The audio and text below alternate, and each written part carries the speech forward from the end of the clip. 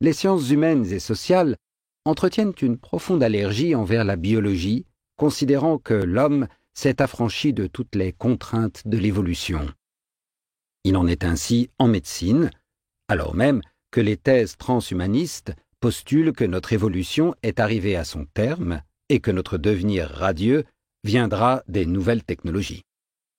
Triste constat, qui ne procède pas d'un anti-évolutionnisme obscur, mais le plus souvent d'une mauvaise compréhension de l'évolution, voire d'une arrogance qui, parfois, frise la technocroyance démiurgique. Et pourtant, paraphrasant Galilée, la vie continue à évoluer. Mais il n'est pas facile de sortir de notre anthropocentrisme. Hier, nous nous refusions à voir dans la lunette la Terre tourner autour du Soleil. Aujourd'hui, nous sommes dans le déni du profond enracinement de ce qui a fait l'homme il y a des millions d'années. Ce fut la première coévolution, laquelle fut suivie d'une accélération liée au choix culturel de nos ancêtres humains durant 2 millions d'années, deuxième coévolution. Désormais, l'impact grandissant des nouvelles technologies depuis l'an 2000 nous conduit vers la troisième coévolution.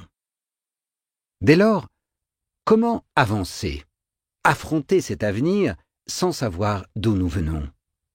Sans regarder au travers de la lunette de la paléoanthropologie pour mieux comprendre l'évolution en train de se faire.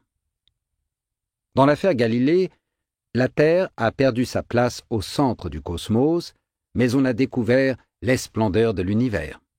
Dans l'affaire Darwin, l'homme n'est plus au centre de la création, mais nous allons adorer découvrir la beauté de l'évolution.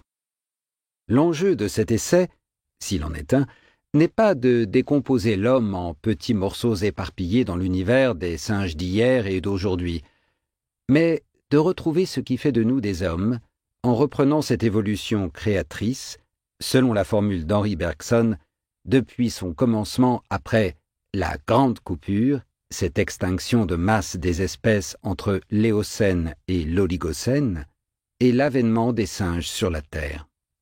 Car si une tendance actuelle reconnaît désormais le fait que l'homme est une espèce parmi d'autres d'un point de vue biologique, il en va autrement dès lors qu'il s'agit d'évoquer sa place dans l'histoire de la vie et sur l'avenir de celle-ci.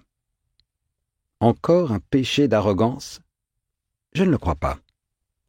Seule notre espèce aime raconter des histoires, et, plus que tout, celle de ses origines.